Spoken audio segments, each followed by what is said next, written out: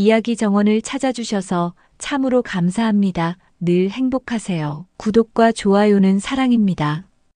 옛날 옛적 조선의 남쪽 끝자락 산과 들 사이로 아담하게 놓인 작은 마을 매화골이 있었다. 그 마을 한켠 기생 출신의 여인이 홀로 딸 하나를 품에 안고 살고 있었다. 세상은 그녀를 이름 대신 미천한 계집이라 불렀고 그 딸아이를 두고도 기생의 피라며 혀를 찼다. 그 아이의 이름은 월양, 달빛처럼 맑고 조용한 눈을 지닌 아이였다. 월양이 3살 되던 해 어미는 기침을 하다 피를 토하며 쓰러졌고 동네 의원조차 눈길을 주지 않았다. 기생의 딸이라 하여 병조차 천하게 여긴 것이다. 어미는 초췌한 얼굴로 마지막 숨을 거두며 말했다. 내가 아무리 천하다 해도 마음만은 귀하게 살아라. 누구도 너의 속은 보지 못하니라. 어린 월양은 어미의 차가운 손을 붙든 채 밤새도록 울었다. 그날 이후 월양은 홀로 남겨졌다. 마을의 대갓집에서 물지개를 나르며 하루하루를 버텼다. 손발은 갈라지고 옷자락은 헤어졌으나 그녀는 단 한 번도 남의 것을 탐하거나 불평하지 않았다. 장독대에 엎드려 흐느끼는 밤이 많았지만 새벽이 오면 물동이를 이고 허리를 곧게 폈다. 그 눈빛은 어미의 유언처럼 맑고 깊었다. 마을 사람들은 그녀를 천하디천한 계집이라 했고 아이들은 돌을 던지며 조롱했으나 월양은 그저 웃으며 피했다. 그러나 그녀의 눈엔 늘 슬픔보다 더 깊은 무언가가 서려 있었다. 그건 말 못할 그리움과 세상 어디엔가 따뜻한 품이 있으리라는 간절한 희망이었다. 그녀는 하늘을 보며 속으로 묵묵히 되뇌었다. 나는 귀하게 살아야 해. 반드시. 그녀는 한 번도 글을 배운 적 없었지만 시장터에 고서 상인이 찢어진 종이를 내주면 밤새도록 따라 쓰며 글씨를 익혔다. 물지개질 끝에 남는 품삯으로 작은 붓 하나를 샀을 때 그녀는 하염없이 울었다. 그 붓은 그녀가 스스로를 귀하게 여긴 첫 물건이었다. 그날 이후로 그녀는 비로소 스스로의 이름을 또박또박 적기 시작했다. 월양이 15이 되던 해 그녀의 맑은 눈동자와 정갈한 말씨는 마을 바깥에서도 소문이 돌기 시작했다. 누군가는 말하기를 기생의 딸이라 해도 저 아이는 곧 신선이 내려온 듯하다 했고 또 누군가는 혀를 차며 저런 아이가 세상에 설 자리가 어디 있겠느냐 했다. 하지만 월양은 그 모든 시선 앞에서도 고개를 숙이지 않았다. 세상은 그녀를 천하게 보았지만 그녀는 스스로를 그렇게 여기지 않았다. 마음속 깊은 곳에 어머니가 남긴 말이 뿌리처럼 자리 잡고 있었기 때문이다. 누구도 너의 속은 보지 못하니라는 그 말은 그녀의 모든 날을 버티게 한 한 줄기 빛이었다. 그 빛은 작고 여렸지만 결코 꺼지지 않았다. 그렇게 아무도 눈여겨보지 않는 마을의 끝자락 버려진 우물 옆에서 한 여인이 조용히 피어나고 있었다. 그 누구도 아직 알지 못했다. 저 천한 뿌리에서 핀 달빛이 머지않아 조선의 가장 높은 자리까지 닿으리라는 것을. 매화골에 이례적인 일이 일어났다. 왕세자가 지방 순시 중 잠시 머물기 위해 인근 군현을 둘러보게 되었고 인근 고을 원님의 집에서 작지만 성대한 연회가 열렸다. 고을 안의 장정들과 처자들이 모두 나와 거리며 구경하였고 대갓집들에서는 상과 잔치를 내어 걸음을 멈춘 왕세자의 눈길을 사로잡으려 애썼다. 월양은 그날도 물지개를 짊어지고 대갓집 잔치집으로 물을 날랐다. 누구보다 많은 짐을 지고도 누구보다 조용히 제 할 일을 다하는 그녀의 모습은 상아빛 고름을 입고 가채를 얹은 여인들 틈에서도 묘하게 빛을 발했다. 그러나 아무도 그녀를 눈여겨보지 않았다. 그저 땀과 먼지로 얼룩진 계집 하나일 뿐이라 여겼다. 세자는 창밖을 우연히 바라보다 우물터로 물동이를 지고 향하는 월양을 보았다. 잠시 시선이 멈추었다. 그녀의 뒷모습은 비록 누추했지만 그 발걸음엔 단단함과 맑음이 깃들어 있었다. 그는 무심히 시선을 거두었지만 마음 한구석에선 그 모습이 지워지지 않았다. 마치 오래전 꿈속에서 본 듯한 장면 같았다. 그날 밤 잔치가 무르익었지만 세자는 술잔을 들지 않았다. 대신 조용히 사람을 불러 물었다. 아까 우물터로 물을 나르던 그 아이는 누구냐? 하인들은 놀란 눈으로 서로를 쳐다보다가 머뭇거리며 답했다. 기생의 딸이라 하나 이름은 월양이라 합니다. 궁금증은 점점 깊어졌다. 세자는 밤이 늦도록 잠을 이루지 못했고 이튿날 새벽 몰래 걷어 입은 평복을 두르고 마을로 나섰다. 매화골 골목을 돌아 우물가에 도착했을 때 아직 이른 시각인데도 월양은 물동이를 들고 있었다. 두 사람의 눈이 처음으로 마주친 순간 그 사이엔 바람도 소리도 멎었다. 너는 왜 이리 이른 새벽에 나왔느냐? 낯선 이의 물음에 월양은 조용히 웃으며 대답했다. 물이 맑을 때 길어야 사람들이 덜 탓하지요. 세자는 그 대답에 오래도록 시선을 떼지 못했다. 그 말 속엔 수치도 자조도 없고 오히려 스스로를 단단히 다져온 사람의 단아한 품위가 배어 있었다. 그 만남은 짧았으나 깊었다. 세자는 돌아가는 길에도 그녀의 말투와 눈빛을 떠올렸고 마음 깊은 곳에 묘한 떨림이 자리 잡기 시작했다. 처음엔 연민인 줄 알았지만 그것이 점차 무엇으로 바뀌어가고 있는지 그는 아직 알지 못했다. 다만 다시 그녀를 만나고 싶다는 마음 하나만이 점점 또렷해졌다. 세자가 떠난 후 월양은 며칠 동안 마음이 심란했다.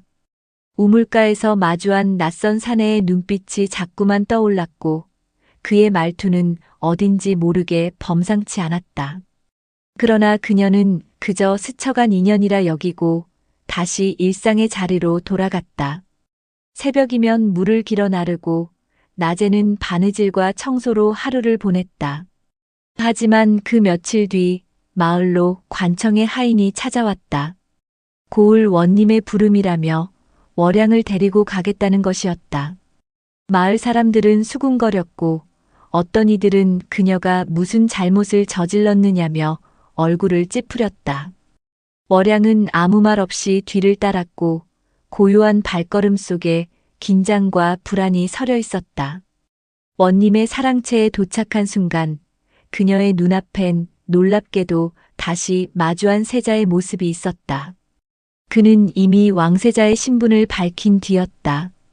월양은 망연히 무릎을 꿇었고 자신의 처지를 떠올리며 얼굴을 들지 못했다.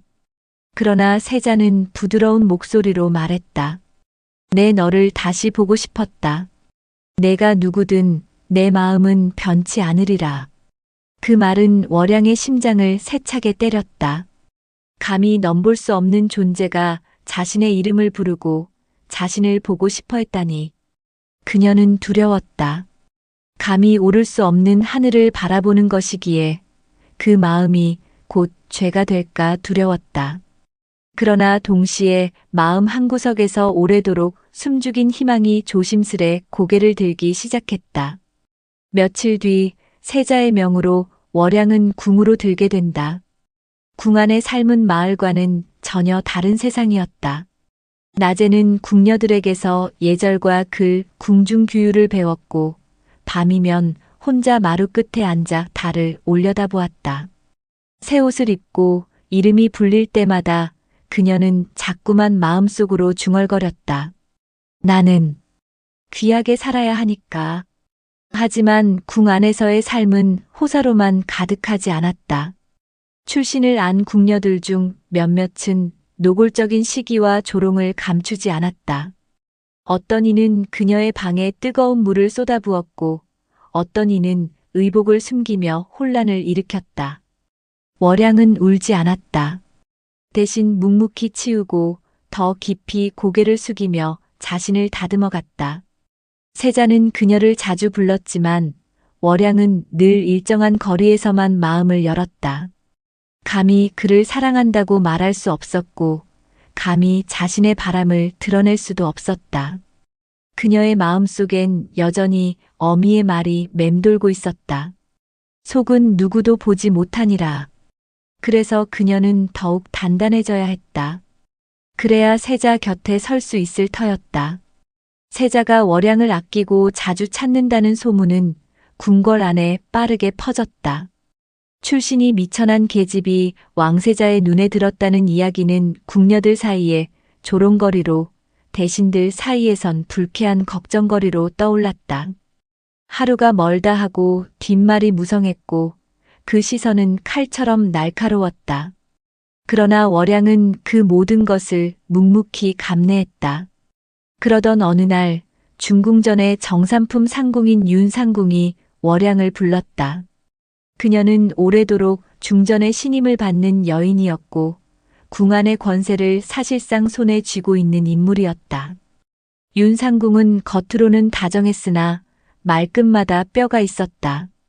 천한 몸으로 이 궁에 발을 들인 것이 얼마나 큰 일인지 내가 아느냐.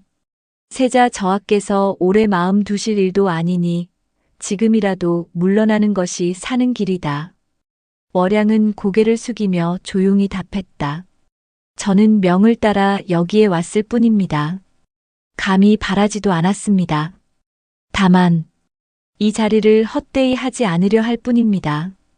윤상궁은 그 대답에 미소를 지었지만 돌아서는 눈빛엔 냉혹함이 서려 있었다. 그날 이후 월양에 대한 모함과 시련은 더욱 노골적으로 몰아쳤다. 궁녀들 중 하나가 세자의 애첩이라 자처하며 월양에게 음식을 던지는 일이 있었고 월양이 관리하던 비단 장롱 속에서 금침이 사라지는 일도 벌어졌다. 결국 월양은 죄인처럼 끌려가 문초를 받았고 연인물로 머리를 적신 채 무릎을 꿇고 조사를 받아야 했다. 그녀는 억울했지만 끝내 항변하지 않았다. 단지 조용히 무너진 마음을 다잡고 눈을 감았을 뿐이었다. 그날 밤 세자는 그 소식을 전해 듣고 노하였다. 월양이 억울한 누명을 쓰고도 끝내 자신에게 말하지 않았다는 사실에 마음이 무거워졌다. 곧장 처소로 찾아간 그는 앉은 채로 떨고 있는 월양을 품에 안으며 조용히 말했다. 내가 지켜주지 못해 미안하다. 내가 아니면 누구에게 이 마음을 내어놓겠느냐. 이제는 나를 피하지 말아다오. 월양은 그 품속에서 눈물을 흘렸다. 억울해서가 아니라 그 마음이 너무 따뜻해서 처음으로 누군가가 자신을 보호하겠다고 말해주어서였다. 그러나 동시에 두려움도 엄습했다. 그 품이 클수록 그 안에 숨을수록 자신의 천한 피가 이 모든 것을 더럽힐까 두려웠다. 그래서 그녀는 말없이 고개를 끄덕일 수밖에 없었다. 세자는 이후 그녀를 더욱 공공연히 곁에 두기 시작했다. 연회의 자리에도 동석하게 하였고 병이 난 중전 대신 월양에게 백관의 부인들을 맡게 하였다. 대신들은 분노하였고 조정은 술렁였다. 감히 기생의 딸을 중전의 자리에 들릴 셈이냐는 비난이 쏟아졌지만 세자는 뜻을 굽히지 않았다. 그녀는 나의 사람이다라는 말 한마디가 궁을 뒤흔들었다. 하지만 월양은 그 말의 무게를 알고 있었다. 그것은 달콤한 약속이 아닌 더 거센 풍파가 몰아칠 예고와도 같았다. 달빛은 아름다웠지만 그 빛 아래에 선다는 것은 언제든 바람에 흔들릴 준비가 되어 있어야 한다는 뜻이었다. 그녀는 밤마다 마음속으로 되뇌었다. 나는 무너지지 않으리라. 감히 이 자리에 섰으니 끝까지 버텨야 한다. 세자의 굳은 뜻에도 불구하고 조정은 점점 더 격렬히 반발했다. 대소신료들은 입을 모아 아뢰었다. 천비의 자식을 중전으로 삼는다면 조선의 근본이 흔들립니다.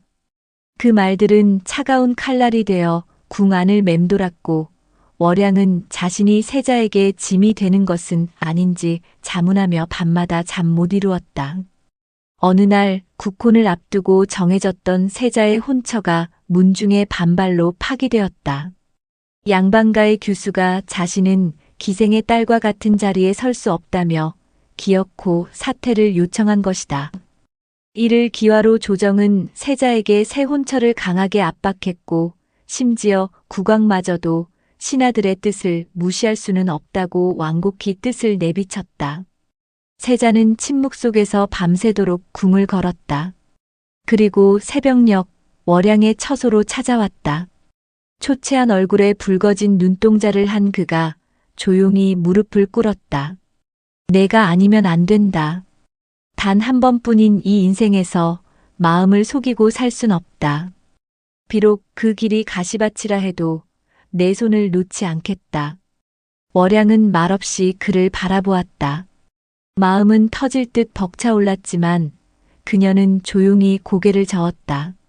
저하, 제가 감히 그 자리를 탐하는 것이 아닙니다. 저로 인해 저하께서 세상의 비난을 받으시는 것이 더는 견딜 수 없습니다. 그러나 세자는 단호히 답했다. 내가 너를 믿지 못한다면 내가 누구를 믿겠느냐. 내 곁에서 함께 싸워다오. 그날 이후 세자는 국왕에게 정식으로 상소를 올렸다. 신분이 아니라 사람을 보고 짝을 택하고자 합니다. 부디 한 사람의 삶과 진심을 귀히 여겨주시옵소서. 나라 전체가 술렁였다. 백성들 사이에서도 말이 많았다. 천한 계집이 중전이 된단 말이냐는 수군거림과 함께 어떤 이는 진심을 보는 저하야말로 진정한 군왕이 될 그릇이라며 지지하였다. 이에 국왕은 깊은 고민 끝에 조건을 걸었다. 백성들의 뜻을 먼저 물어보자. 너의 결정이 진심이라면 그 진심을 백성이 알아볼 것이다. 이윽고 한양에 방이 붙고 도성 곳곳에 소지를 접수할 상자들이 놓였다. 궁궐도 시전도 장터도 술렁였고 이 일은 전국으로 퍼져나갔다. 월양은 그 모든 과정을 조용히 지켜보았다.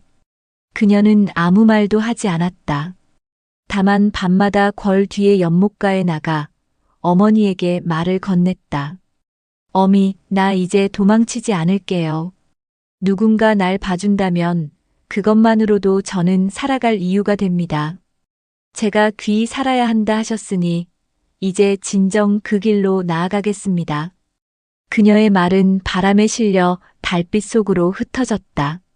그리고 그 달빛은 점점 가까워지고 있었다. 곧 백성들의 마음이 하나둘 궁으로 모여들 것이고 그들의 뜻이 진심을 알아보는 순간 월양은 비로소 자신의 자리를 얻게 될 운명 앞에 서게 되리라. 며칠 후 한양 전역에 걸린 방의 내용은 단순했으나 강렬했다. 세자 저하가 택한 여인이 신분은 낮을지언정 마음은 귀하니 백성의 뜻을 묻노라. 이 여인이 중전의 자리에 오를 수 있는가? 왕의 명인이 누구든 자유롭게 뜻을 적을 수 있었다. 조정 대신들은 이를 억지라 비웃었고 양반과 자제들은 분노에 찬 글을 써댔다. 하지만 뜻밖에도 가장 먼저 붓을 든 것은 평범한 백성들이었다. 우리는 늘 높은 사람들끼리만 혼사를 정하는 것을 보아왔습니다. 하지만 세자 저하께선 처음으로 우리처럼 낮은 자의 진심을 귀히 여기셨습니다. 한 중년 여인의 글이었다. 그리고 시장 상인, 궁에서 나와 장사하던 궁녀 출신 노파, 과거 시험을 포기하고 장터에서 붓글씨를 써주던 젊은 선비까지 백성들은 하나둘 마음을 적기 시작했다. 그 여인이 누구이든 나라님 곁에서 올곧은 마음을 지켜줄 사람이라면 족합니다. 신분보다 더 중요한 것은 품성과 진실입니다. 세자 저하의 뜻을 따릅니다. 기생의 딸이라 하나 우리 어미도 기녀 출신이었으나 누구보다 고든 사람이었소. 그 여인을 욕보이지 마시오. 소지는 날마다 쌓여갔고 왕은 그 글들을 직접 읽었다. 뜻밖에도 백성들의 의견은 단순한 동정이나 감상에 머물지 않고 옳고 그름을 꿰뚫는 이성적인 판단으로 가득 차 있었다. 국왕은 깊은 침묵에 빠졌다. 신분의 울타리보다 진심을 보는 백성들의 눈이 때로는 신하들보다 더 바르고 현명하다는 것을 그는 처음으로 실감했다. 그날 밤 왕은 세자를 불렀다. 고요한 침전에서 두 사람은 마주 앉았다. 왕은 긴 한숨 끝에 말했다. 내 너를 어릴 적부터 지켜보았다. 내 마음이 어디를 향하고 있는지도 안다. 다만 그 길이 험하다는 것이 두려웠다. 하지만 이 나라의 주인은 백성이니 그 뜻을 거스르진 않겠다. 너의 결정을 허하마. 세자는 무릎을 꿇었다. 아버지, 감사합니다. 그는 처음으로 완전한 허락을 받은 순간 눈시울을 붉혔다. 그동안의 고통, 불안, 결심이 한순간에 녹아내리는 듯했다. 왕은 조용히 덧붙였다. 다만 그 여인도 견뎌야 할 것이다. 높은 자리에 선다는 것은 늘 바람을 마주보는 일이니라. 세자는 월양의 처소로 곧장 달려갔다. 늦은 밤이었지만 그녀는 마루에 앉아 달을 바라보고 있었다. 저하 그 한마디에 세자는 손을 내밀며 말했다. 이제 그대가 고개 숙이지 않아도 되는 세상이 되었다. 그대의 진심이 많은 사람의 마음을 움직였소. 월양은 말없이 눈물을 흘렸다. 그리고 조용히 그의 손을 잡았다. 처음으로 두 사람은 서로를 향해 고개를 들고 마주 보았다. 그 순간 달빛은 더없이 밝게 궁 안을 비추고 있었다. 그 빛은 마치 민심이라는 이름의 하늘이 두 사람의 길을 허락한 듯했다. 새벽 궁궐엔 은은한 종소리가 울렸다. 이는 곧 새로운 중전의 책봉이 있음을 알리는 신호였다. 하루 전 국왕은 조정 앞에서 세자비 책봉을 공식 선포하였다. 비록 천한 출신이라 하나 그 마음이 어질고 뜻이 깊어 백성들이 인정한 이니 조선의 어머니로 삼는다. 장대한 정가간 대신들은 어색한 침묵 속에 고개를 숙였고 일부는 묵묵히 눈을 감았다. 바뀐 세상의 흐름을 받아들이는데 시간이 필요했던 것이다. 그날 월양은 붉은 봉황무늬 수놓인 중전의 예복을 입었다. 수십 번은 거울 앞에서 연습했을 절을 마치고 조용히 전각문을 열었다. 연회장이 아니라 백성들 앞에 먼저 나서고 싶다는 그녀의 뜻이 국왕에게 받아들여졌기 때문이었다. 궁궐 앞마당엔 수백 명의 백성이 모여 있었고 그녀가 발을 디디자 탄성이 흘러나왔다. 그 자리에 우물터 할머니도 고서 상인도 어린 시절 돌을 던지던 이웃 소년도 있었다. 월양은 고개를 숙였다. 이 몸은 미천한 뿌리에서 자랐습니다. 하지만 오늘 이 자리에 선 것은 저를 낮게 보지 않으신 여러분의 눈 덕분입니다. 중전으로서 앞으로는 백성의 눈을 외면하지 않겠습니다. 제 마음을 바쳐 이 나라를 돌보겠습니다. 그 말에 백성들은 뜨겁게 눈시울을 적셨고 누군가는 조용히 땅에 이마를 붙여 절을 올렸다. 세자는 아니 이제는 왕이 된 그는 멀리서 그 광경을 지켜보고 있었다. 그의 눈엔 자랑과 감동이 어렸다. 밤이면 밤마다 달을 보며 그리워하던 그 여인이 이제 조선의 가장 높은 자리에 선 것이다. 그는 문득 웃으며 혼잣말했다. 이제야 진정 조선이 따뜻해지겠구나. 궁에 돌아온 월양은 여느 중전처럼 사치를 부리지 않았다. 그녀는 궁녀들과 함께 자수 놓고 약을 다리며 병든 내의원을 돕고 몰래 궁 밖 아이들의 글방을 세웠다. 무명 여인들의 말에도 귀를 기울였고 억울한 백성의 사연을 직접 들었다. 그녀의 정성은 조선을 더욱 따뜻한 나라로 바꾸기 시작했다. 세월이 흘러도 월양의 이름은 사람들 입에 자주 올랐다. 백성들은 그녀를 달빛 중전이라 불렀고 매화골의 옛 우물터는 사람들이 찾아와 기도를 드리는 성지처럼 되었다. 어머니의 묘 옆에는 작은 정자가 세워졌고 그곳에서 월양은 해마다 조용히 절을 올렸다. 어미, 나 귀하게 살고 있어요. 하늘에서 보고 계시지요? 달빛은 여전히 맑고 궁궐의 지붕 위를 은은히 비추고 있었다. 천안 뿌리에서 피어난 한 여인의 진심이 조선을 바꾸고 있었다. 그리고 그 이야기는 오래도록 사람들의 마음속에 전래처럼 남아 또 다른 희망이 되어 흐르고 있었다.